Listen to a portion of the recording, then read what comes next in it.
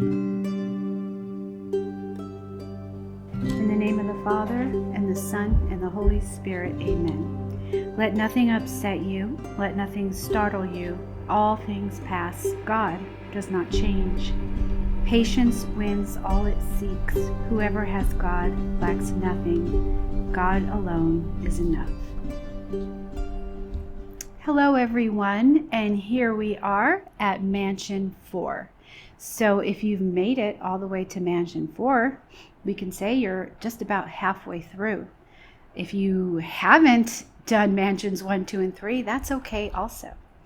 I do think in some ways Mansion 4 is maybe the most pivotal mansion.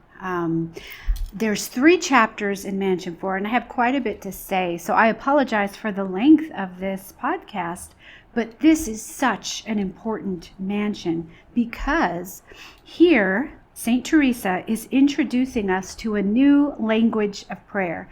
If you've been praying for more than, let's say, 1 year, you know that God loves to do new things in prayer, and it's so exciting. It's one of the best things about being alive. In this mansion, the saint is moving us slowly out of vocal prayer, devotions, spiritual reading, and active meditation to the first stages of contemplative prayer. And of course, nothing's more exciting than that. This is what we're born for. But it does require letting go of the familiar. So my hope and my prayer is whoever hears this podcast, if you are wondering about what's happening in your prayer life, and maybe if you're concerned because things aren't feeling like they used to in your prayer life, perhaps the Lord's leading you to the next step, and I hope I can help. This is a radical shift in that the last 3 dwelling places begin with ourselves, the last 3 that we've had, and then the next 3 begin with God and end with ourselves. Isn't that exciting? So just to recap, the 3 mansions before us begin with ourselves and end in God. Now we're doing the shift where we start with God and end with ourselves.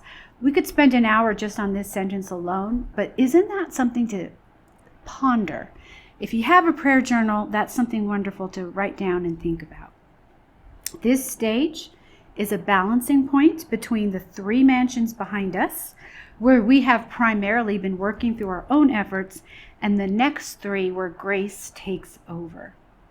But in order to get there, you need a spaciousness to open inside of us. If you love to be in scripture like I do, there's so many beautiful lines in the Psalms about spaciousness, right?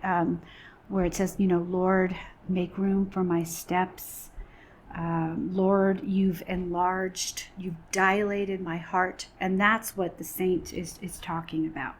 So as we go into Mansion 4, St. Teresa is not one for hiding from us her struggles. She says, business matters and poor health have forced her to set her work aside. So she is always complaining that she can't approach this in a systematic way that would appeal to her because she's too busy. But luckily for us, she did what she did, right? So in chapter 1, she is talking about how we move from giving prayer to receiving in prayer. She reminds us, as she always does, that humility and knowledge are needed. Humility, humility, humility, self-knowledge, self-knowledge, self-knowledge. Those are the saint's 2 favorite phrases. So what is her first order of business? Well, immediately the saint tells us the difference between two things that we receive in prayer. One is called consolation. One is called spiritual delight. And I always think when we're translating, it's better to go to the original Spanish. So the first one is contentos, consolation. The second one is gustos, which is a stronger word in Spanish, and the gustos come from the Lord. The consolation are in the natural realm, and I'm going to explain. However, I'll remind myself that the saint says she's trying to explain the unexplainable. There are no words to explain this, but yet we do want to try. Now, there's a subtle difference between contentos and gustos, and it is a way of looking how we move from the active to the passive. And really we're asking, how do we assess if we have begun something with God, or have we begun it with ourselves? I don't know about you, but I can definitely tell, looking back over the years, when I've taken initiatives that are purely from my spirit. I can see like, oh, I started that Bible study, but I don't think the Lord asked me to do it. I think I just wanted to do it. And then I've started other things that I know the Lord asked me to do. So I can definitely tell the difference looking back.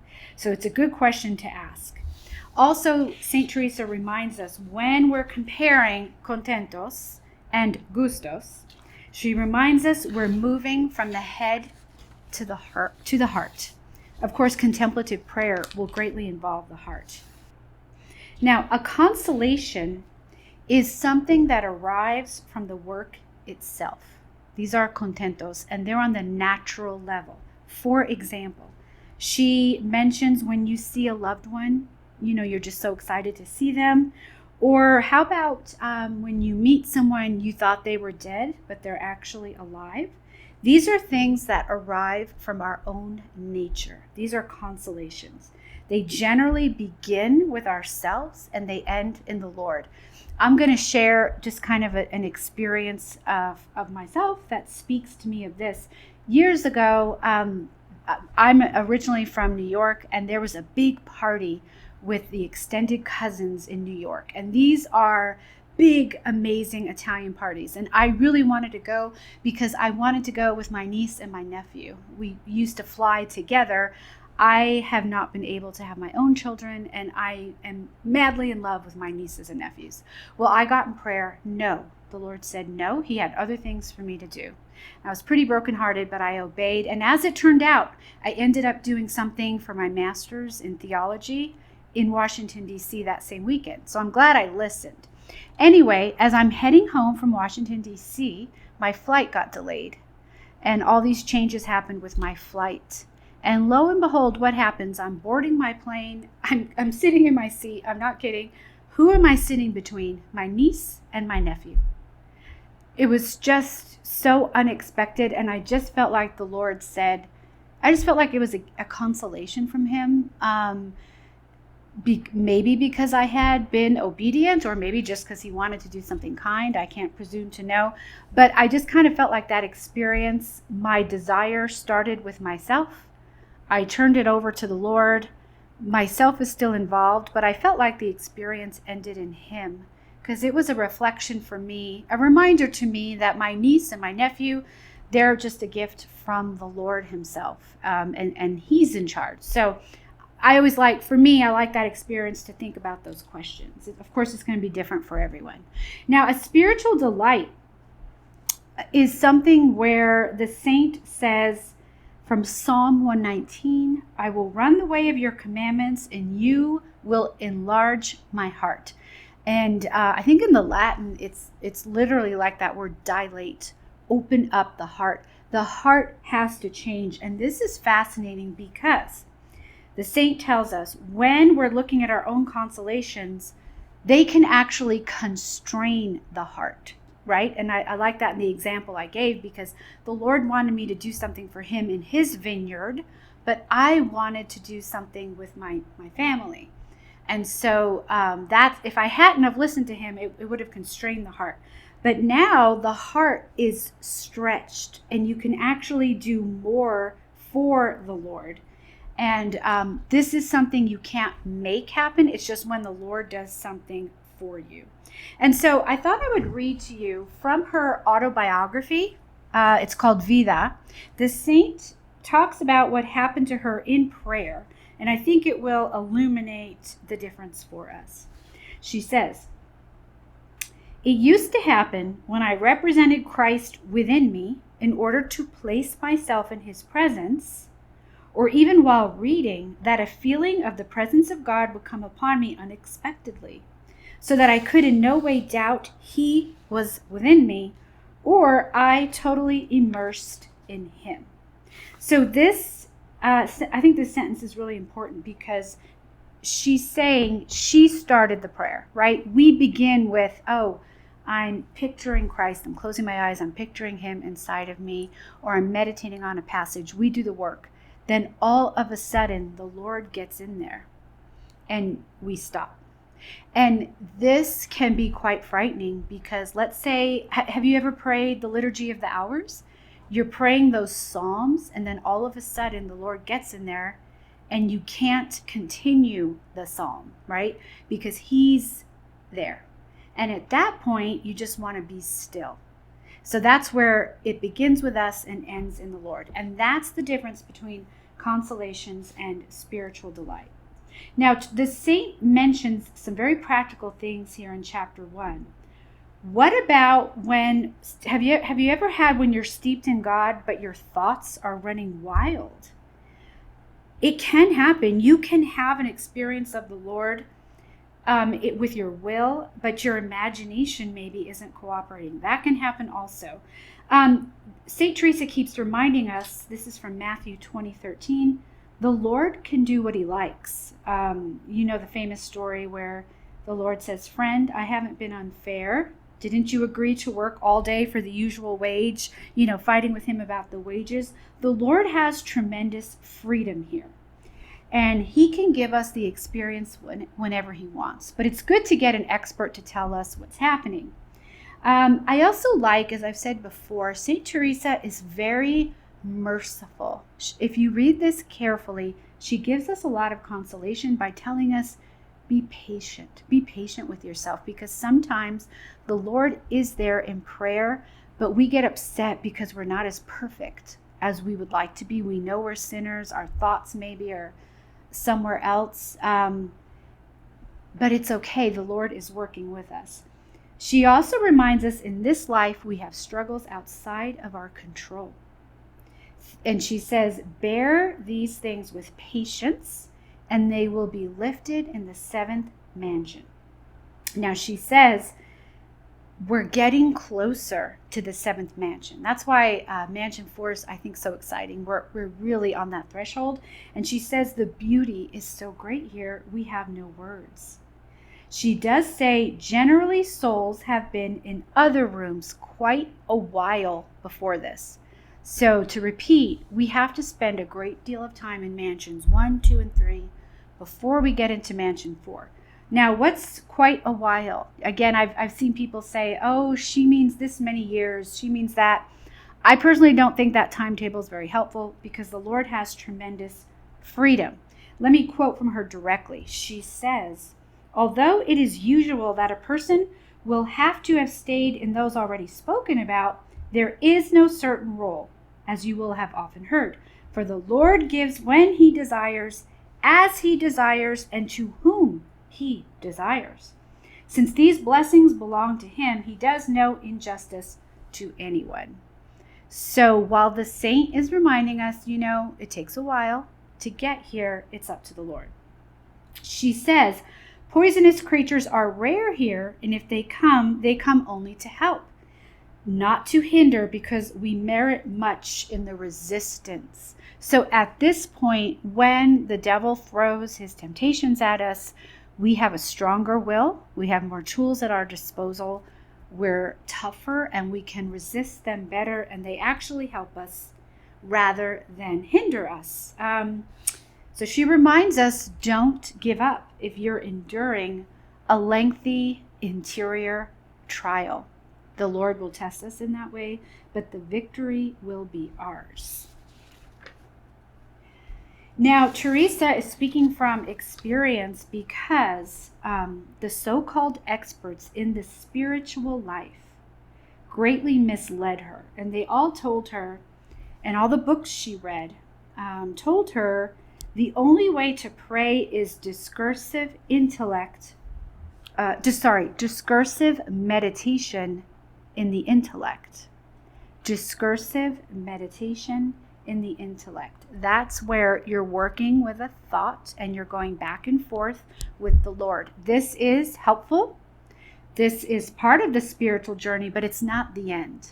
And she suffered a lot because she worked with people who didn't know there was more than that. Because this discursive method, it's very systematic. It's actually very masculine. But Teresa was being moved to these deeper prayer experiences. She didn't have anyone to talk to until later on in her life. But no matter what, she knew she couldn't deny her experience. And so she knew the Lord was calling her to be faithful to what he was showing to her in prayer. And thanks be to God, she wrote it down. She reminds us spiritual delights are given to the Spirit. They're given to the Spirit. But she's giving us advice about what to do with the body, what to do with the senses and the imagination, because we're not angels.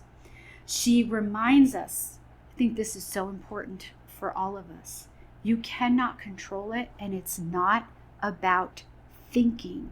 A lot of people think prayer is thinking, and it's not. That's just making ourselves available. The thinking plays a role, but then you have to let go. This is hard for people with intellectual gifts. I did formation once with a priest who used to train us and tell us, and this was so helpful.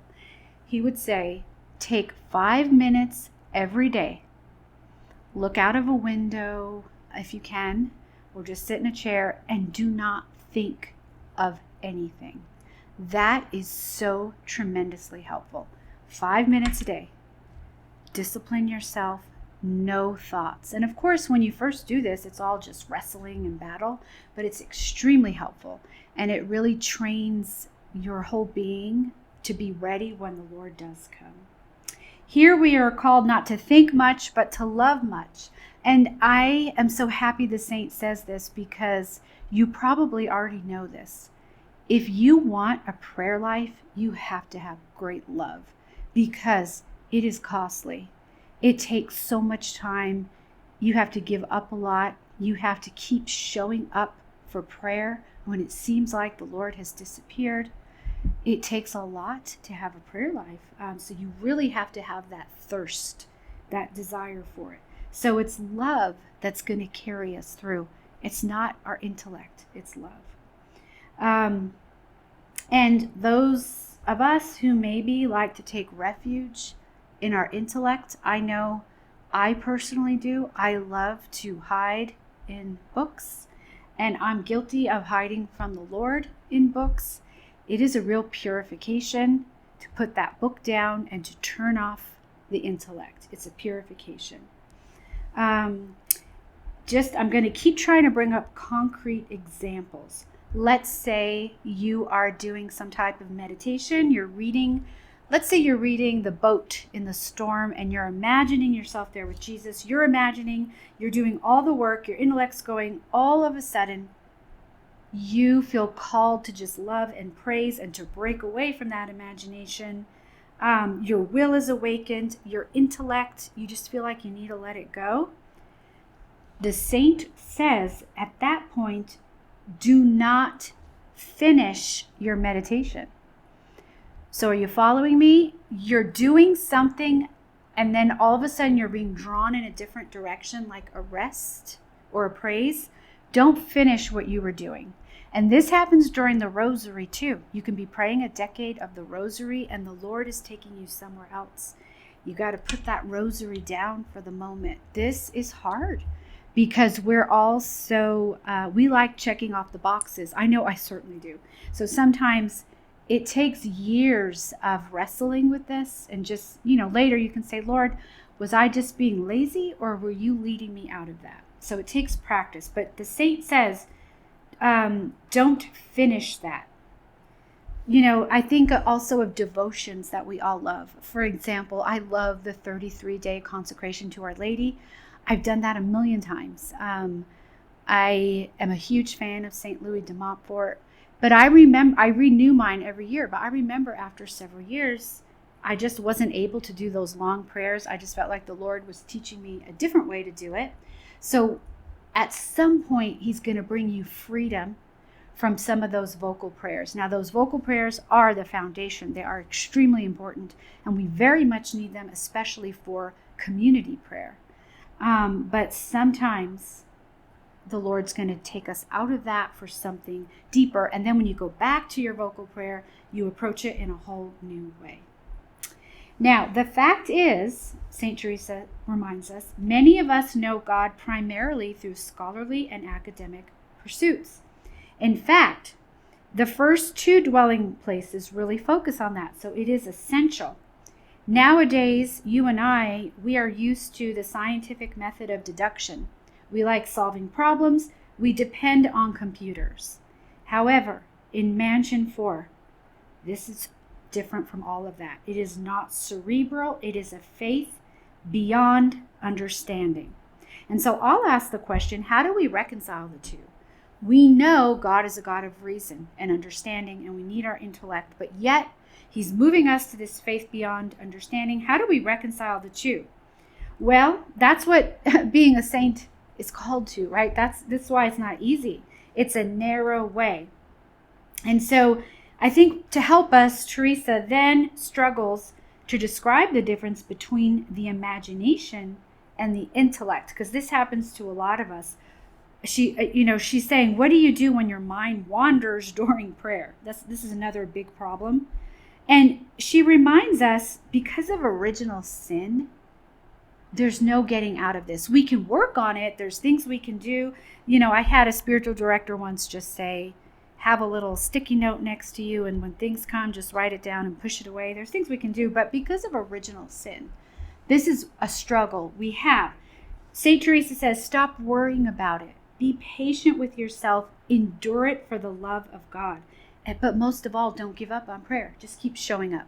Keep showing up, and you will see things happen. She says this state is so miserable that she says, these miseries seem to be making fun of the soul. I'm sure you've experienced this. When you set your mind to have a prayer life and to be disciplined, everything works against you. That's why she says it's like God is making fun of you. But I really think the Lord is letting us see how much do we love him. How serious are we about this? Because it's easy to give up. Teresa says again and again, a lot of our suffering is due to lack of self-knowledge. This self-knowledge is extremely important. She says you can never be in the cell of self-knowledge enough.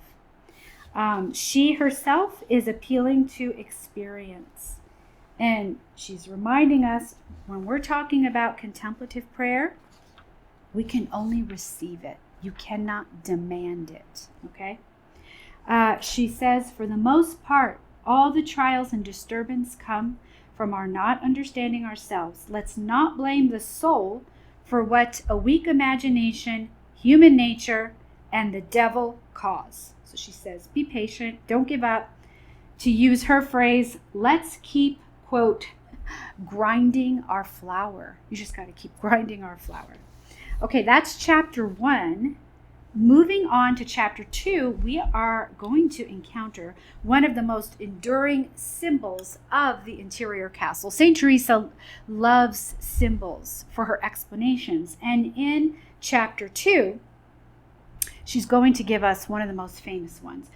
First, she says, I believe that in each little thing created by God, there is more than what is understood, even if it is a little ant.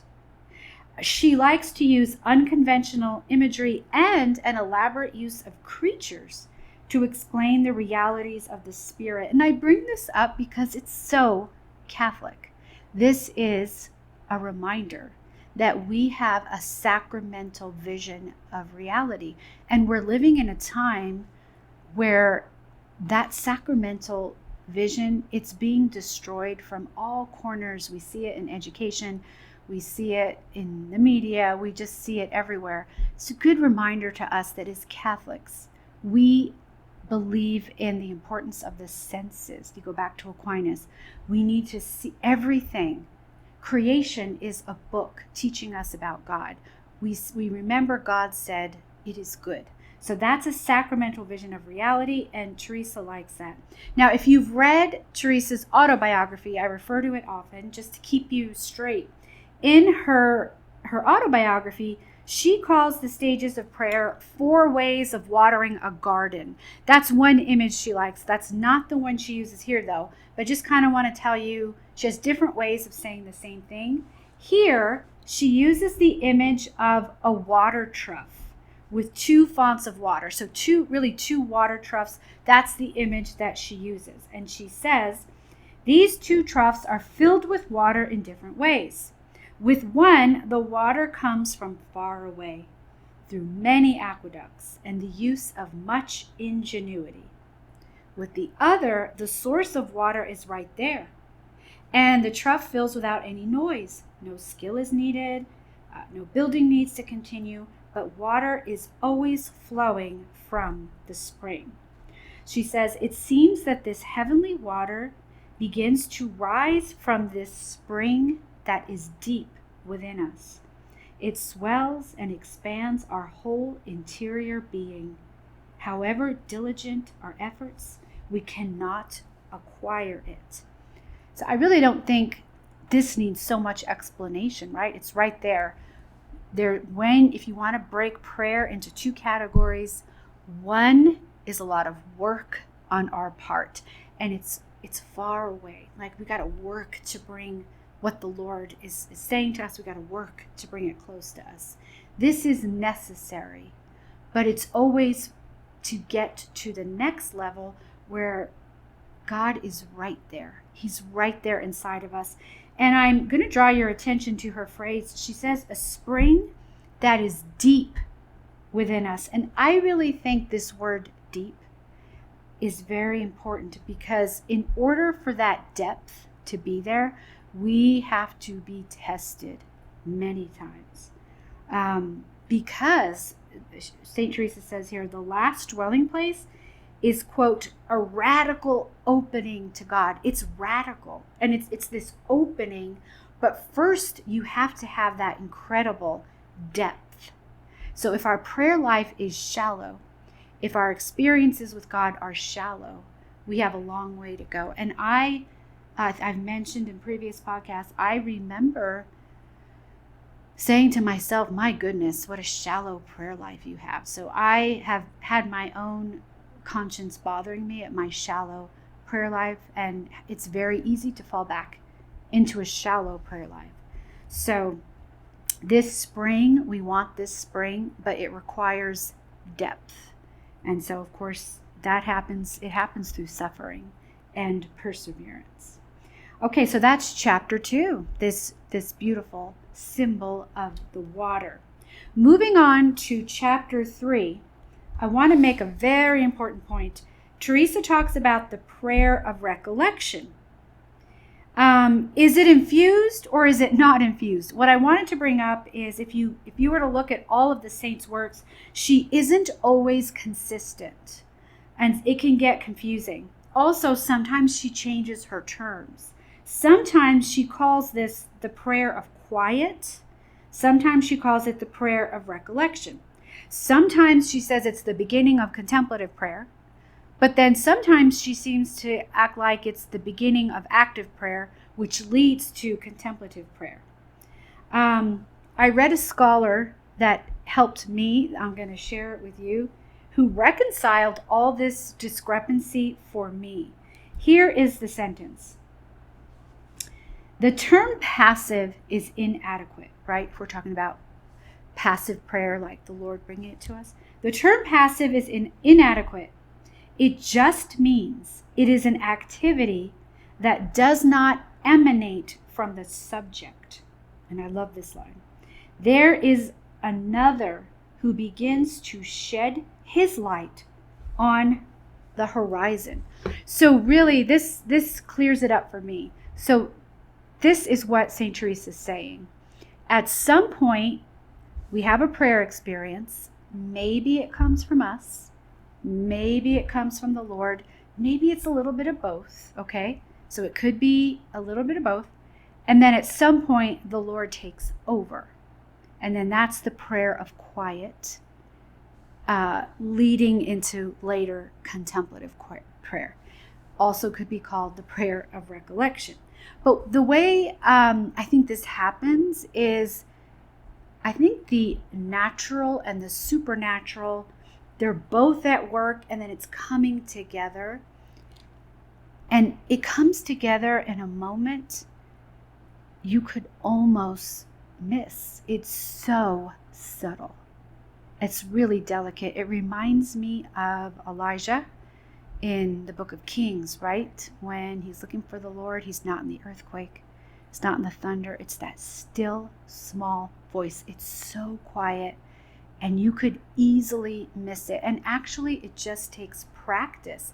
And what I love about the Lord's generosity is we can fumble around with our prayer life, but as long as we keep trying and we're always attentive, he is going to come through. And I can tell you he does. Like, you can have an hour of prayer and nothing happens. And then maybe 6 hours later, you're in the car, and all of a sudden, right before you, he shows you something. He's so faithful. It's just, are we looking? We have to constantly be on the lookout. And that's why I think this sentence is very helpful. There is another who begins to shed his light on the horizon. So what that says to me is, we have our books, we have our devotions, we're working, but then his light is there, and at some point it's going to move from our efforts to his efforts. At some point it's going to happen, but it's like a ray of light. It's very subtle. So this mansion is really subtle. As Teresa says, is the soul entering within itself or rising above itself? She's wondering. And don't you think that says perfectly what's happening here? Is this more of me with more of God, or is it me rising above myself? She's wondering herself, She says, let us suppose that these senses and faculties have gone outside and have walked for days and years with strangers, enemies of the well-being of the castle. But they have seen their perdition. They've already begun to approach the castle, even though they may not manage to remain inside because of the habit of doing so is so difficult to acquire. Once the great king, who is in the center dwelling place of this castle, sees their goodwill, he desires in his wonderful mercy to bring them back to himself. So what she's saying is, where we still have our imagination and all our stuff going on, all our stuff's here, but somehow in our center of our being, we're with the Lord, and we're struggling because we're not so used to the castle, because we've got all those bad habits and distractions out there. But she says God sees our efforts. He takes mercy on us. And I love how she describes how he brings us back to him. She writes, like a good shepherd, with a whistle so gentle that even they themselves almost fail to hear it, his shepherd's whistle has such power that they abandon the exterior things in which they were estranged from him and enter the castle. So for us, I think the question would be, what does the shepherd's whistle sound like? It's going to be different for everyone. But I think we all know sometimes when we have these moments with the Lord and then we leave him and we're engaged with the world, or even maybe turned our back on him. He calls us back to himself, just like that little whistle. And it could be something like maybe noticing a bird in a tree, building a nest, and all of a sudden the Lord's calling you to come build your nest with him. It could be something like, it's going to be different for every single person. It's just a matter of being aware, right, that he does want to call us, and that, his whistle is sweet. Saint Teresa uses probably the most famous example in Catholic history of a saint who wrestled with the Lord and then was shocked to learn that the Lord was with him all along. Of course, I'm talking about St. Augustine of Hippo. St. Augustine, of course, who wrote the Confessions. We're going back to the 4th century. He was looking for the Lord, looking, and he's shocked when he figures out the following, which I'll read to you. Late have I loved you, O beauty so ancient and so new. Late have I loved you, for behold, you were within me, and I outside, and I sought you outside, and in my unloveliness fell upon those lovely things that you had made. You were with me, and I was not with you. St. Augustine was shocked to learn, oh my gosh, Lord, I was looking for you out there, but you were with me all along. And I honestly don't think any of us can avoid that journey, that it's painful, but I do think it's part of being human. We're looking, and the Lord's like, I've been there all along. And then sometimes we look and we get too attached to things of this world. It's really hard. It can be very miserable, but it is exciting to always remember how the Lord's, He's with us. It's just we're not with Him. And isn't that the purpose of the whole journey with the 7 mansions? Are we in our castle or not? We have it inside of us, but it's up to us if we want to enter. Teresa reminds us again, this is not a matter of thinking or imagining about God. All of a sudden, she says, you're inside of the castle. And she says, you hear the shepherd's call, but it's not within the ears. And here's one of my other favorite symbols that she uses. She says it's like a turtle drawing into a shell. And like I said, she loves to use natural images. I think that's a great example. The Lord gives this experience to people when He wants, at any time. But she says He will only do it for souls who have contempt for the world. So we had to have had our battle with letting go of what the world says to honor.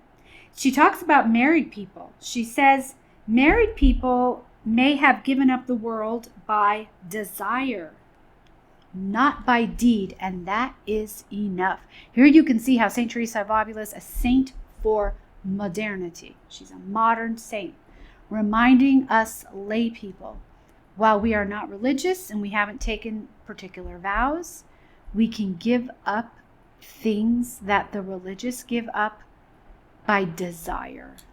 So I would think a perfect example would be a married man with 10 kids. He has to have a bank account. He has to have money. He has to provide for his family, but he can be detached in spirit.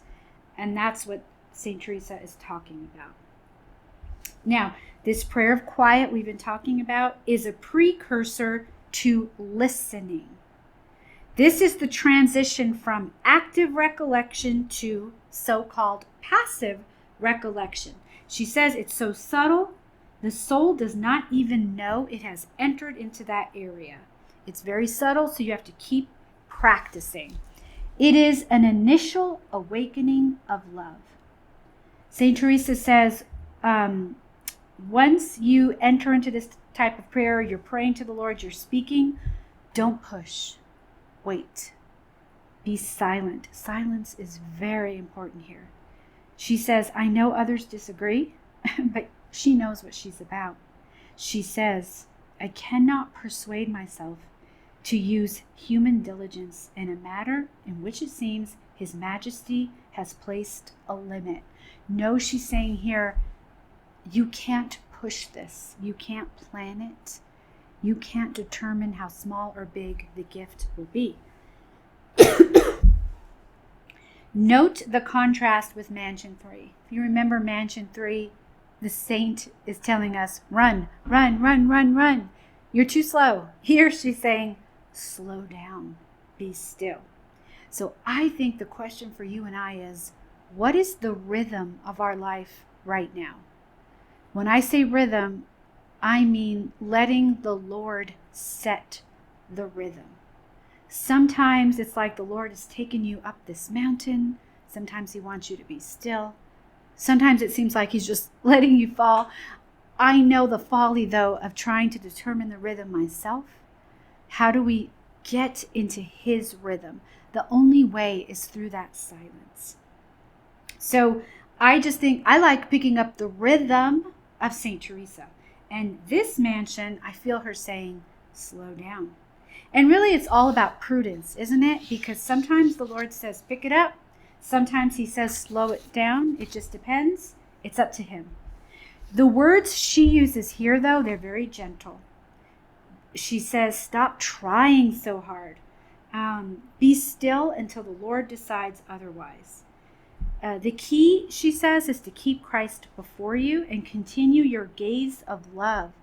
Even if your mind keeps wandering, don't worry about it. Just try to ignore those distractions. She also says, stop trying to empty your mind with all this work.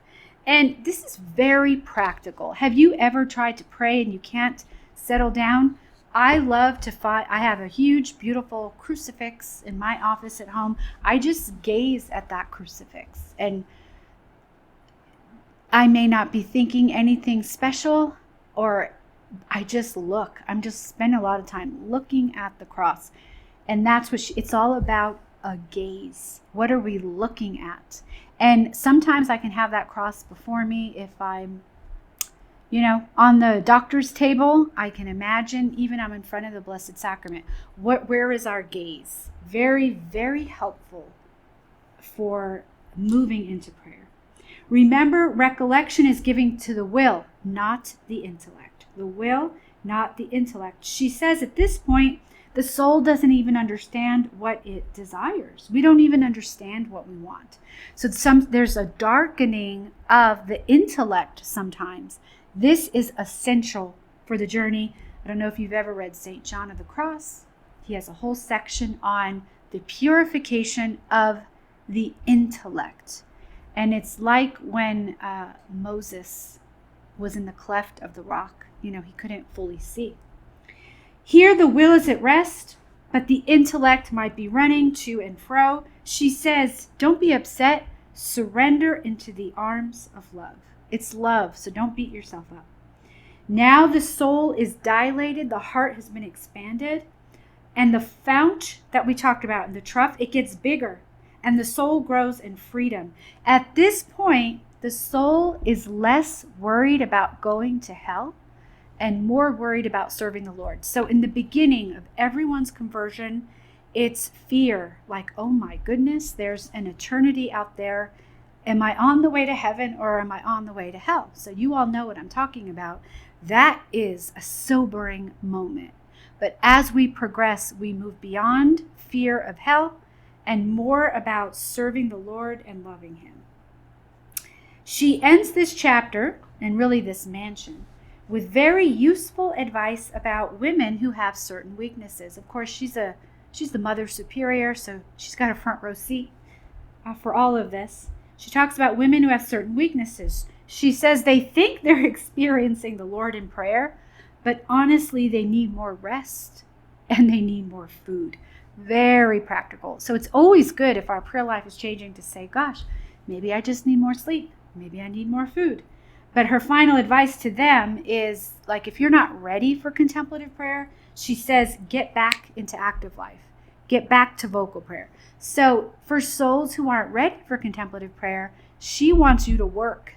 Active service, keep doing that vocal prayer, and it will come. So she's very practical. She says at some point the Lord might give it back to them. She does say this is the mansion where the most souls enter. I think that's so interesting. And this is where the natural and the supernatural work together the most. And I can't emphasize enough, this is where it's really good to keep track of your experiences throughout the day and think, is this from the Lord or was this from me? Of course, we always want to ask, or is it from the enemy? This is where people are the most vulnerable to deceptions of the enemy, she says. So it's where it's good to have someone to talk to. She gives urgent warnings to avoid offending God. So this is a big mansion. There's a lot here. I've tried to break it up into 3 chapters to make it easier. But the best advice is to keep praying, to not give up prayer. Set that alarm clock. an hour earlier maybe, or stay up an hour later, or whatever we need to do to have time to spend with the Lord, He will give it back to us 100-fold. That's the good news. Well, I'll see you next time for Mansion 5.